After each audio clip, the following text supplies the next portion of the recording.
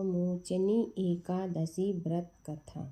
धर्मराज युधिष्ठिर बोले, हे भगवान, मैंने फाल्गुन मास की शुक्ल पक्ष की एकादशी का महत्म्य सुना। अब आप चैत्र मास के कृष्ण पक्ष की एकादशी के बारे में बतलाइए। इस एकादशी का क्या नाम है? इसमें कौन से देवता की पूजा की जाती है तथा विधि क्या है? सो सब विस्तार पूर्वक कहिए। श्री कृष्ण भगवान बोले कि हे राजन, एक समय मानधाता ने लोमस ऋषि से पूछा था कि हे मुनि, चैत्र मास के शुक्ल पक्ष की एकादशी का क्या नाम है तथा उसकी विधि क्या है? सो सब पूरी तरह से कहिए। लोमस ऋषि बोले कि हे राजन, चैत्र मास के कृष्ण पक्ष की एकादशी का नाम पाप मोचनी है। उसके व्रत के प्रभाव से अनेक पाप नष्ट हो जाते हैं। इसकी कथा इस प्रकार है। प्राचीन काल में एक चैत्र रथ नामक वन था। उसमें अप्सराएं वास करती थी। वहाँ हर समय वसंत रहता था, अर्थात उस जगह सदैव प्रत्येक तरह के पुष्प खिले रहते थे। उस जगह गंधर्व कन्याएं विहार किया करती थी। उस वन में इंद्र अन्य देवताओं के साथ क्रीड़ा करता था। उस वन में एक मेधावी नामक मुनि तपस्या करते थे। वे शिव भक्त थे। एक दिन मंजू घोषा नामक एक अप्सरा उनको मोहित करने के लिए सितार बजाकर मधुर मधुर गाने लगी। उस समय शिव के शत्रु अनंग कामदेव भी शिव भक्त मेधावी मुनि को जीतने के लिए तैयार हुए। कामदेव ने उस सुंदर अप्सरा के भ्रूण का धनुष बनाया, कट्टाज्ञ को उसकी प्रत्यक्ष डोरी बनाई, उसके नेत्रों को उस मंजू घोषा अप्सरा को सेनापति बनाया। इस तरह कामदेव अपने शत्रु भक्त को जीतने को तैयार हुआ। उस समय मेधावी मुनि भी युवा तथा हृष्टपुष्ट थे। उन्होंने यज्ञोपवीत तथा दंड धारण कर रखा था। वे दूसरे कामदेव के समान शोभा पाते थे। उस मुनि को देखकर कामदेव के वश में हुई। मंजू घोषा ने धीरे धीरे मधुर वाणी से वीणा पर गाना शुरू किया। मेधावी मुनि भी मंजू घोषा के मधुर गाने पर तथा उसके सौंदर्य पर मोहित हो गए। वह अप्सरा उन मुनि को कामदेव से पीड़ित जानकर उनसे आलिंगन करने लगी।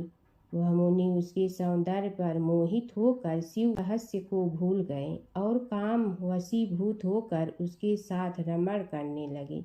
उस मुनि को काम के वशीभूत होने के कारण उस समय दिन रात्रि का कुछ भी ध्यान न रहा और बहुत समय तक रमण करते रहे।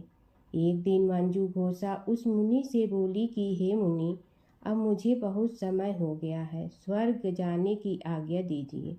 उस अप्सरा के ऐसे वचनों को सुनकर मुनि बोले, हे सुंदरी, तू जो आज इसी संध्या को आई है, अभी प्रातः काल तक ठहरो। मुनि के ऐसे वचनों को सुनकर अप्सरा उनके साथ रमण करने लगी और बहुत समय बिता दिया।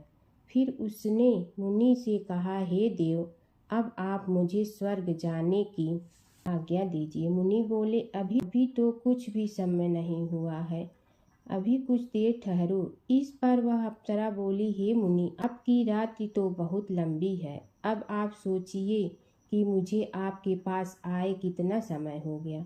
उस अप्सरा के वचनों को सुनकर मुनि को ज्ञान प्राप्त हुआ और समय का विचार करने लगे। जब रमण करने से उसका प्रमाण 57 साल 7 माह और 3 दिन ज्ञात हुआ तो उस अप्सरा को काल का रूप समझने लगे। वह महान क्रोधित हुए और उस तप नाश करने वाली अप्सरा की तरफ देखने लगे। उनके अधर कांपने लगे और इंद्रियां व्याकुल होने लगी। तब मुनि उस अप्सरा से बोले, रे दुष्टे, मेरे तप को नष्ट करने वाली तू अब मेरे श्राप से पिशाचनी हो जा। तू महान पापिन और दुराचारणी है, तुझे धिक्कार है। उस मुनि के क्रोध युद्ध श्राप से वह पिचासनी हो गई। तब वह बोली, हे मुनि, अब मुझ पर क्रोध को त्याग कर प्रसन्न हो जाओ और इस श्राप का निवारण कीजिए। विद्वानों ने कहा है, साधुओं की संगत अच्छा फल देने वाली है, इसलिए आपके साथ में मेरे तो बहुत वर्ष व्यतीत हुए हैं, अतः अब आप मुझ पर प्रसन्न हो जाइए। तब मुनि को कुछ शांति मिली और उस पिचासनी से बोले, रे दुष्ट, तूने मेरा बड़ा बुरा किया है, परंतु फिर भी मैं श्राप से छूटने का उपाय बतलाता हूँ। चैत्र माह के कृष्ण पक्ष की जो एकादशी है उसका नाम पाप मोचनी है। उस एकादशी का व्रत करने से तू पिचासनी की देह से छूट जाएगी। इस प्रकार मुनि ने उसको समस्त विधि बतला दी और अपने पापों के प्रायश्चित के लिए अपने पिता चैवन ऋषि के पास गए। चैवन ऋषि अपने पुत्र मेधावी को देखकर बोले, रे पुत्र, यह तूने क्या किया? तेरे समस्त तप नष्ट हो गए हैं। मेधावी बोले, हे पिताजी, मैंने बहुत बड़ा पाप किया है, आप उससे छूटने का उपाय बतलाइए। चैवन ऋषि बोले, हे तात, चैत्र मास की कृष्ण पक्ष की पापमोचनी नाम की एकादशी का विधि तथा भक्तिपूर्वक व्रत करो, उससे तुम्हारे समस्त पाप नष्ट हो जाएंगे। पिता के वचनों को सुनकर मेधावी ऋषि ने पापमोचनी एकादशी का विधि पूर्वक उपवास किया। उसके प्रभाव से उनके समस्त पाप नष्ट हो गए। मंजू घोषा अप्सरा भी पाप मोचनी एकादशी का व्रत करने से पिचासनी की देह से छूट गई और सुंदर रूप धारण करके स्वर्ग लोक को चली गई। लोमस मुनि बोले, हे राजन, इस पाप मोचनी एकादशी के प्रभाव से सब पाप नष्ट हो जाते हैं।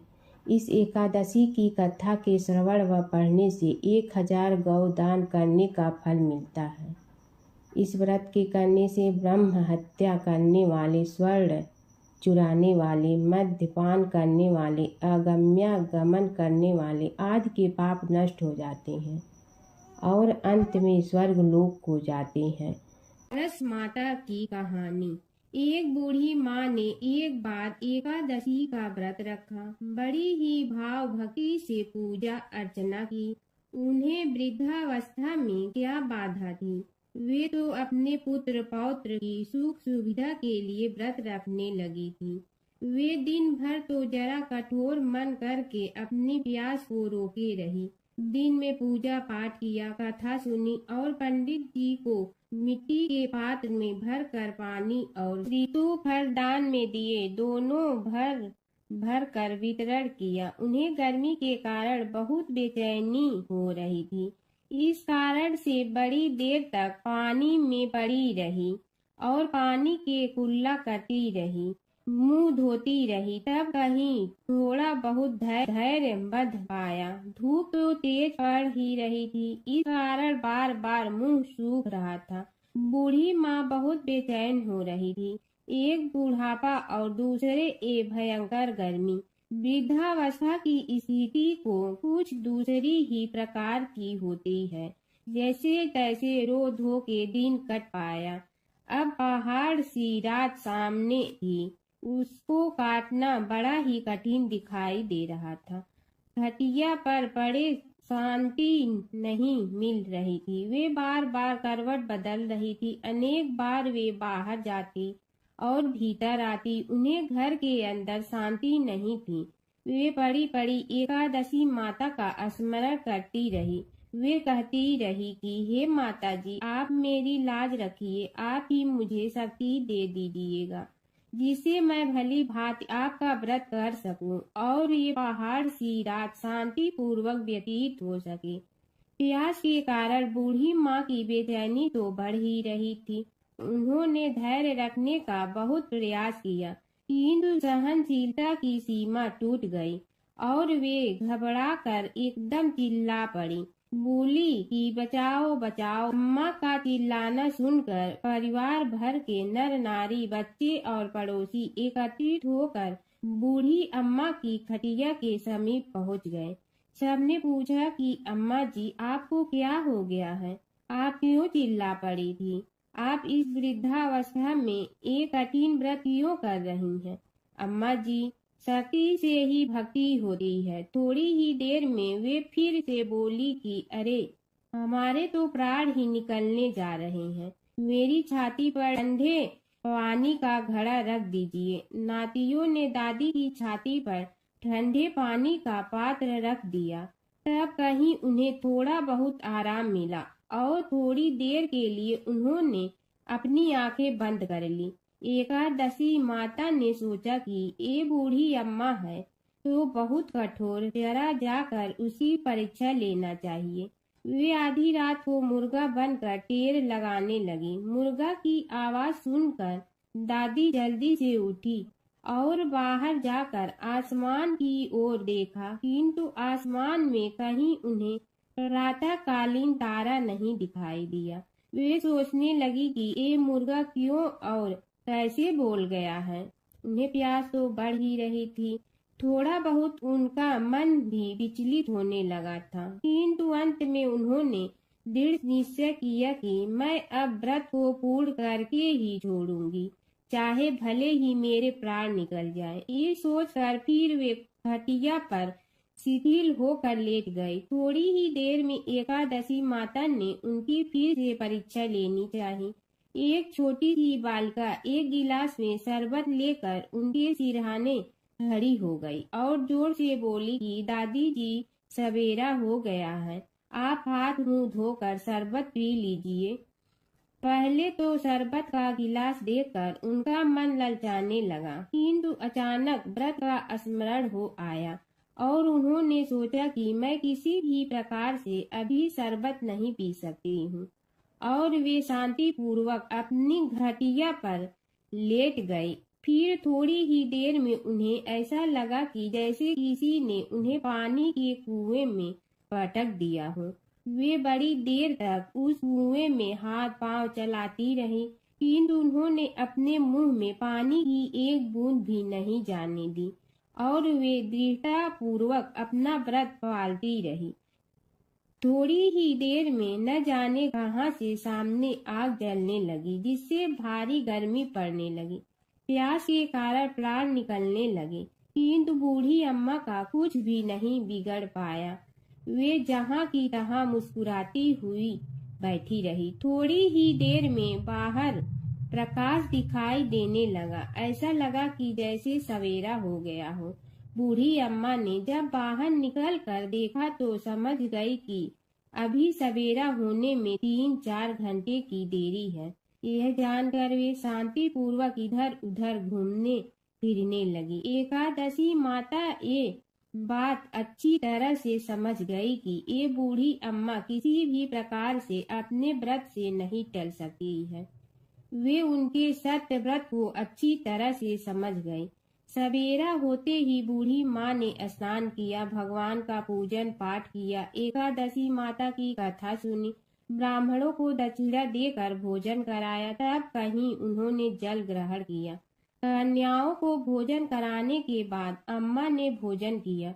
उस श्रेष्ठ व्रत के प्रताप से बूढ़ी अम्मा की आयु में वृद्धि हो गई।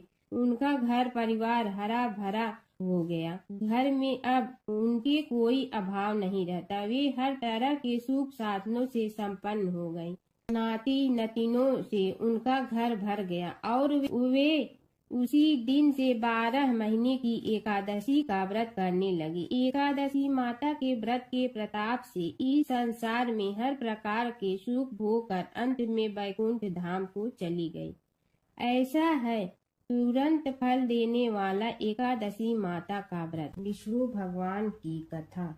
एक नगर में एक सेठ व एक सेठानी रहते थे और सेठानी रोज विष्णु भगवान की पूजा करती थी। सेठ को उसका पूजा करना बिल्कुल अच्छा नहीं लगता था। इसी वजह से एक दिन सेठ ने सेठानी को घर से निकाल दिया।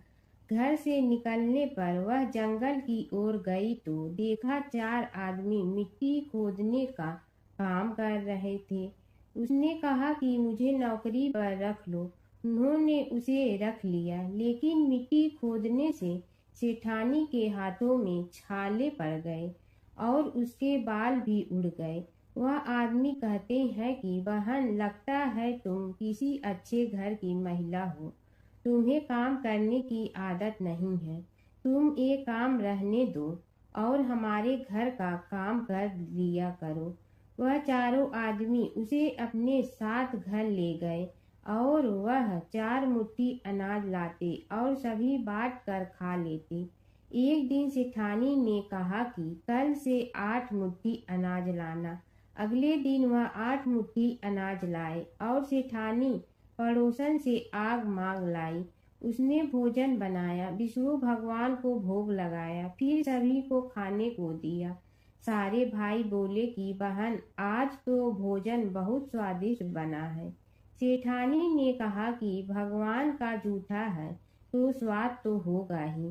सेठानी के जाने के बाद सेठ भूखा रहने लगा और आस पड़ोस के सारे लोग कहने लगे कि ये तो सेठानी के भाग्य से खाता था।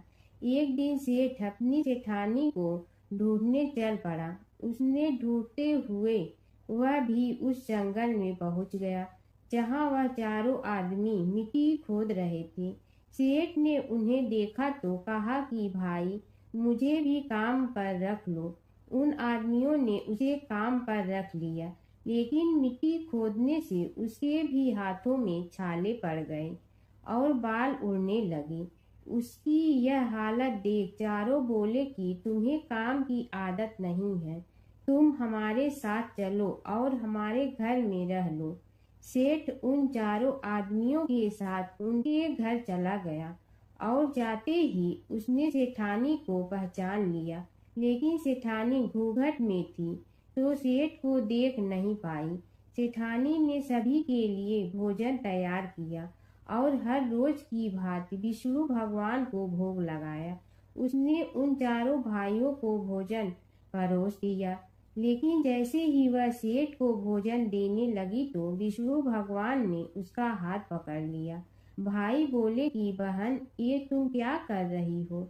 वह बोली, मैं कुछ नहीं कर रही हूँ, मेरा हाथ तो विष्णु भगवान ने पकड़ लिया है।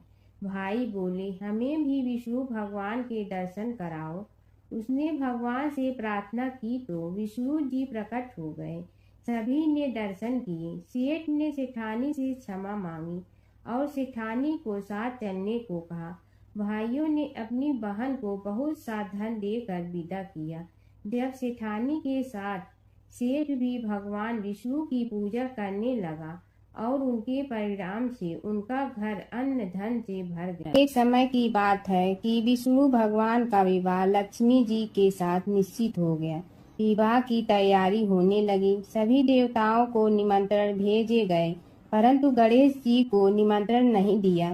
कारण जो भी रहा हो, अब भगवान विष्णु की बारात जाने का समय आ गया। सभी देवता अपनी पत्नियों के साथ विवाह समारोह में आए। उन सब ने देखा कि गणेश जी कहीं दिखाई नहीं दे रहे हैं। तब वे आपस में चर्चा करने लगे कि क्या गणेश जी को कोई न्योता नहीं दिया है या स्वयं गणेश जी ही नहीं आए हैं। सभी को इस बात पर आश्चर्य होने लगा। तभी सब ने विचार किया कि विष्णु भगवान से ही इसका कारण पूछा जाए। विष्णु भगवान से पूछने पर उन्होंने कहा कि हमने गणेश जी के पिता भोलेनाथ महादेव को न्योता भेजा है। यदि गणेश जी अपने पिता के साथ आना चाहते हैं तो आ जाते, अलग से न्योता देने की कोई आवश्यकता भी नहीं थी। दूसरी बात यह है कि उनको 1.25 मन मूंग, 1.25 मन चावल, 1.25 मन घी और 1.25 मन लड्डू का भोजन दिन भर में चाहिए। यदि गणेश जी नहीं आएंगे तो कोई बात नहीं, दूसरे के घर जाकर इतना सारा खाना पीना अच्छा भी नहीं लगता। इतनी वार्ता कर ही रहे थे कि किसी एक ने सुझाव दिया, यदि गणेश जी आ भी जाए तो उनके द्वारपाल बनाकर बैठा देंगे कि आप घर की याद रखना। आप तो चूहे पर बैठकर धीरे धीरे चलोगे तो बारात से बहुत पीछे रह जाओगे। यह सुझाव भी सबको पसंद आ गया तो विष्णु भगवान ने भी अपनी सहमति दे दी। होना क्या था कि इतने में गणेश जी वहां आ पहुंचे और उन्हें समझा बुझाकर घर की रखवाली करने बैठा दिया गया। बारात चल रही थी, तब नारद जी ने देखा कि गणेश जी तो दरवाजे पर ही बैठे हुए हैं। तो वे गणेश जी के पास गए और रुकने का कारण पूछा। गणेश जी कहने लगे कि विष्णु भगवान ने मेरा बहुत अपमान किया है। नारद जी ने कहने लगे कि अपनी मूषक देना को आगे भेज दे तो वह रास्ता खोद देगी, जिससे उनके वाहन धरती में धंस जाएंगे। तब आपको सम्मान पूर्वक बुलाना पड़ेगा। अब तो गणेश जी ने अपनी मूषक सेना जल्दी से आगे भेज दी और सेना ने जमीन पोली कर दी। जब बारात वहां से निकली तो रथों के पहिए धरती में धंस गए। लाख कोशिश करे परंतु पहिए नहीं निकले। सभी ने अपने अपने उपाय किए परंतु पहिए तो नहीं निकले, बल्कि जगह जगह से टूट गए। किसी की समझ में नहीं आ रहा था कि अब क्या किया जाए। तब तो नारद जी ने कहा, आप लोगों ने गणेश जी का अपमान करके अच्छा नहीं किया। यदि उन्हें मना कर लाया जाए तो आपका कार्य सिद्ध हो सकता है और यह संकट टल सकता है। शंकर भगवान ने अपने दूत नंदी को भेजा और वे गणेश जी को लेकर आए। गणेश जी का आदर सम्मान के साथ पूजन किया। तब कहीं रथ के पहिए निकले। अब रथ के पहिए निकल के परंतु टूट फूट गए तो उन्हें सुधारे गए। पास के खेत में खाती काम कर रहा था, उसे बुलाया गया। खाती अपना कार्य करने के पहले श्री गणेशाय नमः कहकर गणेश जी की वंदना मन ही मन करने लगा। देखते ही देखते खाती ने सभी पहियों को ठीक कर दिया। तब खाती कहने लगा कि हे देवताओं, आपने सर्वप्रथम गणेश जी को नहीं मनाया होगा और न ही उनकी पूजन की होगी, इसीलिए तो आपके साथ यह संकट आया है। हम तो मूर्ख अज्ञानी हैं, फिर भी पहले गणेश जी को पूजते हैं, उनका ध्यान करते हैं। आप लोग तो देवतागण हैं, फिर भी आप गणेश जी को कैसे भूल गए। अब आप लोग भगवान श्री गणेश जी की जय बोल कर जाएं तो आपके सब काम बन जाएंगे और संकट कट जाएंगे। ऐसा कहते हुए बारात वहां से चल दी और विष्णु भगवान को लक्ष्मी जी के साथ विवाह संपन्न करा के सभी सकुशल घर लौट आए। हे गणेश जी महाराज, आपने विष्णु को जैसे कारज सारियो ऐसे कारज सबको सिद्ध कर जो। बोलो गजानन भगवान की जय। व्रत कथा के साथ पढ़ी और सुनी जाने वाली लपसी तपसी की यह कहानी। एक लपसी था, एक तपसी था। तपसी हमेशा भगवान की तपस्या में लीन रहता था। लपसी रोजाना सवा सेर की लपसी बनाकर भगवान का भोग लगाकर जीम लेता था। एक दिन दोनों लड़ने लगे। तपसी बोला, मैं रोज भगवान की तपस्या करता हूँ, इसलिए मैं बड़ा हूँ। लपसी बोला, मैं रोज भगवान को सवा सेर लपसी का भोग लगाता हूँ, इसलिए मैं बड़ा हूँ। नारद जी वहाँ से गुजर रहे थे। दोनों को लड़ता देखकर उनसे पूछा कि तुम क्यों लड़ रहे हो। लपसी ने खुद के बड़ा होने का कारण बताया और लपसी ने अपना कारण बताया। नारद जी बोले, तुम्हारा फैसला मैं करूँगा। दूसरे दिन लपसी और तपसी नहाकर अपनी रोज की भक्ति करने आए तो नारद जी ने छुपकर 1.25 करोड़ की एक एक अंगूठी उन दोनों के आगे रख दी। तपसी की नज़र उस अंगूठी पर पड़ी जो उसने चुपचाप अंगूठी उठाकर अपने नीचे दबा ली। तब लपसी की नज़र अंगूठी पर पड़ी, लेकिन उसने ध्यान नहीं दिया। भगवान को भोग लगाकर लपसी खाना खाने लगा। नारद जी सामने आए तो दोनों ने पूछा कि कौन बड़ा, तो नारद जी ने लपसी से खड़ा होने को कहा। वो खड़ा हुआ तो उसने नीचे दबी अंगूठी दिखाई पड़ी। नारद जी ने लपसी से कहा, तपस्या करने के बाद भी तुम्हारी चोरी करने की आदत नहीं गई, इसलिए लपसी बड़ा है और तुम्हें तुम्हारी तपस्या का कोई फल भी नहीं मिलेगा। तपसी शर्मिंदा होकर माफ़ी मांगने लगा। उसने नारद जी से पूछा, मुझे मेरी तपस्या का फल कैसे मिलेगा। नारद जी ने कहा, यदि कोई गाय और कुत्ते की रोटी नहीं बनाएगा तो फल तुम्हें मिलेगा। यदि कोई ब्राह्मण को भोजन करवा कर दक्षिणा नहीं देगा तो फल तुम्हें मिलेगा। यदि कोई साड़ी के साथ ब्लाउज नहीं देगा तो फल तुझे मिलेगा। यदि कोई दिए से दिया जलाएगा तो फल तुम्हें मिलेगा। यदि कोई सारी कहानी सुने लेकिन तुम्हारी कहानी नहीं सुने तो फल तुझे मिलेगा। उसी दिन से हर व्रत कथा कहानी के साथ लपसी तपसी की कहानी भी सुनी और कही जाती है। ओम जय जगदीश हरे, स्वामी जय जगदीश हरे। भक्त जनों के संकट क्षण में दूर करे। ओम जय जगदीश हरे। जो ध्यावे फल पावे दुख बिन दे मन का। सुख संपत्ति घर आवे कष्ट मिटे तन का। ओम जय जगदीश हरे। मात पिता तुम मेरे शरण कहूँ किसकी। तुम विनय और न दूजा आस करूँ जिसकी। ओम जय जगदीश हरे।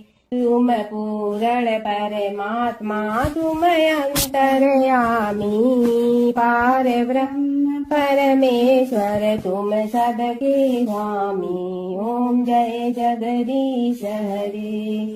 तुम बिंदा के सागर तुम पालन करता। मैं मूर्ख कल काम कृपा करो भरता। ओम जय जगदीश हरे। तुम हो ये कय गोचर सबके प्राणपति। किस विधि मिलूं दया में तुमको मैं कुमति। ओम जय जगदीश हरे। दीन बंधु दुख हरता तुम राधक मेरे।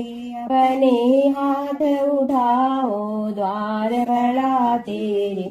ओम जय जगदीश हरे। विषय विकार मिटा पाप हरो देवा। श्रद्धा भक्ति बढ़ाओ संतन की सेवा। ओम जय जगदीश हरे। तन मन धन सब तेरा स्वामी सब कुछ है तेरा। तेरा तुझको अर्पण क्या लागे मेरा। ओम जय जगदीश हरे। जय जगदीश हरे। स्वामी जय जगदीश हरे। भक्त जनों के संकट क्षण में दूर करे। ओम जय जगदीश हरे। स्वामी जय जगदीश हरे।